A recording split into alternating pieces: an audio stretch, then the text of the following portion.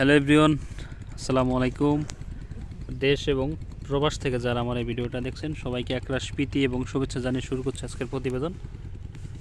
আমি একটা জমিতে অবস্থান করছি এখন। হালি পেঁয়াজ, এটা হচ্ছে হালি পেঁয়াজ। এই পেঁয়াজের বয়স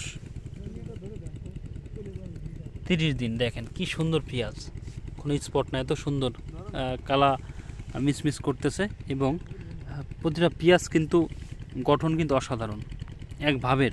দেখেন পুরো জমিটাই কিন্তু এইভাবে একদম ডাঙ্গা মাটির উপর, আমরা যে আমাদের আঞ্চলিক ভাষায় ডাঙ্গা বলে, সেই ডাঙ্গা মাটির উপর কিন্তু এই পেঁয়াজটা রোপণ করা। দেখেন খুবই চমৎকার পেঁয়াজ। তা এই পেঁয়াজের মধ্যে দু একটা ঘাস আছে, দেখেন দু একটা ঘাস আছে। এই ঘাস কিন্তু এই দেখেন এই যে পরিচর্যা করতেছে, অতএব আমাদের আঞ্চলিক ভাষায় টেঙ্গি বলে। টেঙ্গির সাহায্যে কিন্তু কুপিয়ে দিচ্ছে মাটিটা কিন্তু কুপিয়ে দিচ্ছে যাতে এই গাছটা মারা যায়, আগাছাটা মারা যায়। এই জন্যই দেখেন এটা কিন্তু অলরেডি পরিচর্যা করা হয়েছে। আসলে অসাধারণ একটা ফসল, দেখার মতো। এই পেঁয়াজটা কিন্তু আর 50 থেকে 60 দিন পর কিন্তু উঠে যাবে, আশা করতেছি আমরা, তার আগেও উঠতে পারে।